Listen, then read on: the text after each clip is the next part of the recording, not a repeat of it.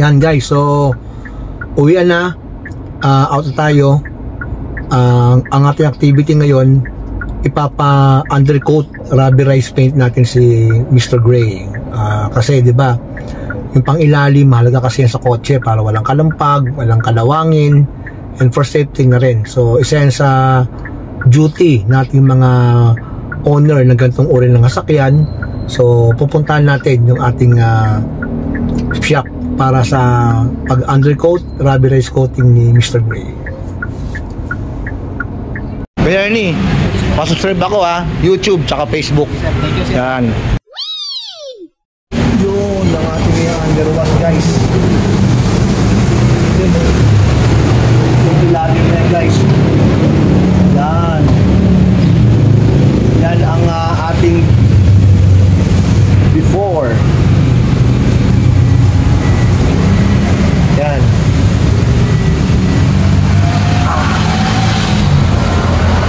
Nakita natin ang ilalim ng ating kotse. Nakaangat siya ngayon. Okay, so tinanggalin yung ating reservoir na gulong kasi pati doon sa part na yun may sprayan ng rubber coating ni Kuya Ernie. Yung shop guys, ECC JR Auto Services. Number niya Kuya Ernie. Sumasagot naman sa kaagad. Yan. Pagandaan dito guys, meron pa siyang rust proofing. Yan ang pinakamahalaga. Meron pang auto detailing. Yan. Meron siya. Guys, so ang unang proseso ay Kuya Ernie, karos mo no? Underwash muna. Yan, ayun mo nang umpisa. Yan. Para mawala mo na yung mga kumapit ng mga buhangin, asfalto, etc. Yan. Yan. Along the way lang sa guys, madaling hanapin. Ayun, no? Katapat ng Padilla Engine Rebuilders. Kung galing kayo ng SM Fairview, sa may bandang kanan yung refill na gas station. After nun, dito na. Ito, may katabi sang junk shop. CK2 junk shop. Yan. Sa ginagawang MRT7. Yun. Underwash.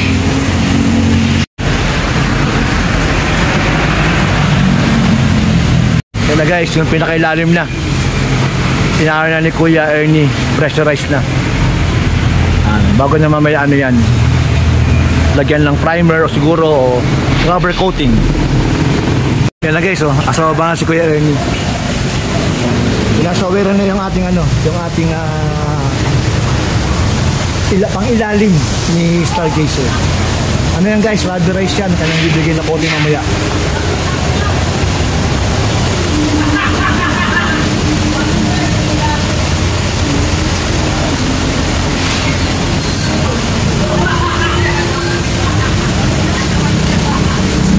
So we're here now on the second process na Kuya Ernie, no? First process mo, underwash. Second process niya, anong tawag dyan? Foaming, no? Foaming, yan. Para mawala yung mga grease. Yan, ganyan. Dami na yung gulong. Yan. Yan guys. Yan ang second step. Sariling term ko yun, foaming. Ano kung anong term sa ibang kasa. Alright. Yan. Guys, under foaming. Sariling term ko talaga ito. Ito si Kuya Ernie. Under foaming.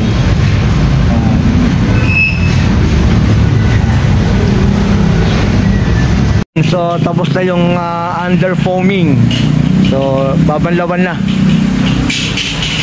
Hindi ko alam, baka sunod dyan drying time na, curing time din, na bubukahan niya na ayun, pop drying, tama si Kuya, drying na yan.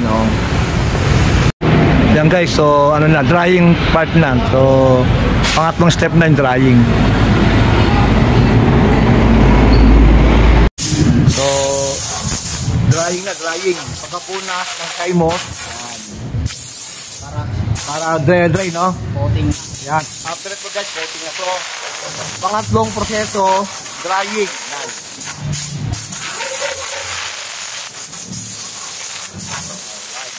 Para matuyong-tuyo siya. Hindi natin ilalim. Sariwang sariwa pa guys. Pero kailangan agapan talaga. Prevention better than cure. Then guys, si Kuya Ernest preparing for his wetsuit. Painting proof. Paint proof suit. Yan, ganyan. Whatever. Yun, no? Alright. Rubber rice paint. Rubber rice paint. Yan, rubber rice paint yan. Halo-halo lang. Talagang kulay black lang lahat yan. Walang kulay pink, gano'n. Black lang. Meron po yung primer lang yan. Ay, primer yan. Pero ito, yan. Rubber rice coating yan guys. Ibubugay yan sa ilalim. Ang ilalim ng ating stargazer. Na guys, maglalagay na si Kuya Ernie ng pambuga. Yun, no? Oo nga, malapot siya, oh. Talagang may pagka-rubber rice siya, guys. So, wala pa siyang, ano, siguro, nung inurasan ko si Kuya Ernie, almost 30 minutes pa lang. So, ito na yung pang-fourth process, no? Unang proseso, gas. Pangalawa, foaming. Pangatlo, drying. Pang-apat, yan na. Coating. Yan, oh. Subukan na niya. Yun na guys, oh. Bubuga na. Lalo siyang ilaw sa kanyang, ano, mining. Hindi.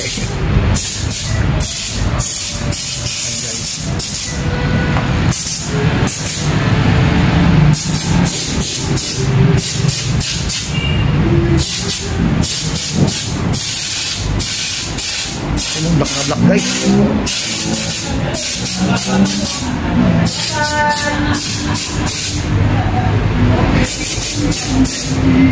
Medyo maamoy siya kaya medyo lalayo tayo.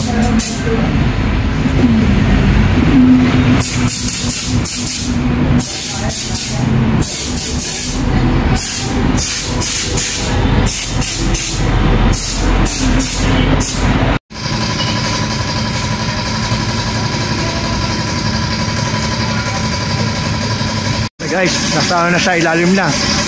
Yung sa apat na gulong sa labas, tapos na siya eh. Yan. Ito na.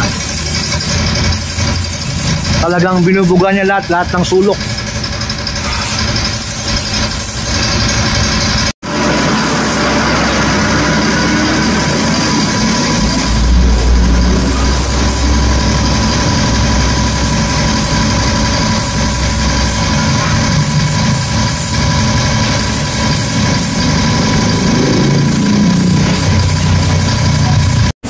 Guys, kaya medyo lumabo yung video kanina kasi may mga mist nung ano nung pintura pagka-spray.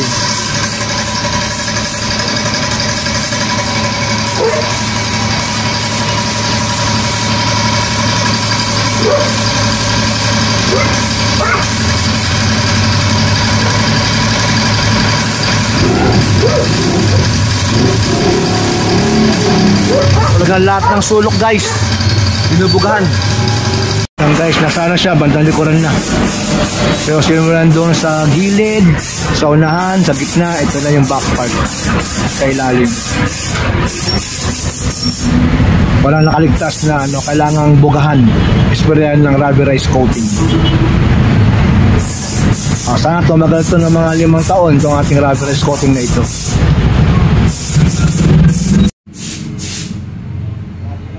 Okay na? Patapos na? Marami na? Yun. Coat na siya. Ito, black na black, oh. Very good. Okay, so ito yung kabila, yung pang-ilalim. Yan. Talagang lahat binugan ni Kuya Ernie. Papatuyin lang natin para may break itong ano, itong ating reserve na gulong. So, na-break na ni Kuya Ernie yung ating ano, reserve tire sa ilalim. Okay na. Tuyo na rin siya guys. Madali ang kanyang curing time. So ang proseso, ulitin natin. Una, wash over, under wash, ganon. Pangalawa, foaming. Tapos pangatlo, para mawala yung mga grease. Pangatlo, drying, no? Bilugan yan ni Kuya. Pang-apat, yung ano na, coating na, no? Tapos yan, yung drying naman, curing.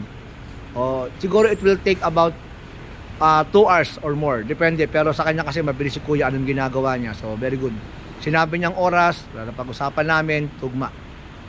Galing. Yan. Good. Kuya Ernie, pasubscribe ako ha, YouTube tsaka Facebook. Thank you, sir. Yan. Kuya Ernie, mga ilang taon to? Nasa 3 years po yun. Ayan, 3 years, no? So, pag after 3 years, sa'yo ko ulit babalik, na? Para dun sa pinaka Sa parang ano tawag doon? Top coat, ano net? coating po. Recoating ng tawag doon. Meron na akong discount doon. Meron, sir. Yun! So guys, punta kayo dito sa ano? Sa shop ni Kuya Ernie. Kuya Ernie, ano pangalan sa pulit? BCC GR Auto Services. Ayan, so nasa Facebook naman kayo, doon ko lang kasi nakita eh. Isa sa pinakamura at pulido yung gawa, kaya na inobserbahan ko yung gawa niya, pulido. Alam niyo yung ginagawa niya, expert na si Kuya Ernie. So undercoating, kayo na mag-usap sa presyo, depende sa kotse. Sedan, hatchback, SUV, van, yan. Pati bus. Ayun, no? Galing. So, satisfied tayo. So, 3 years siguro, kung hindi naman ganun ginagamit, baka 4 years pa yan, no? Abot ng 5 years. Oo, kung ito naman kasi, hindi naman ito ganun gagamitin eh. Meron naman tayong ano, iba pang service. Okay. Thank you. Very good.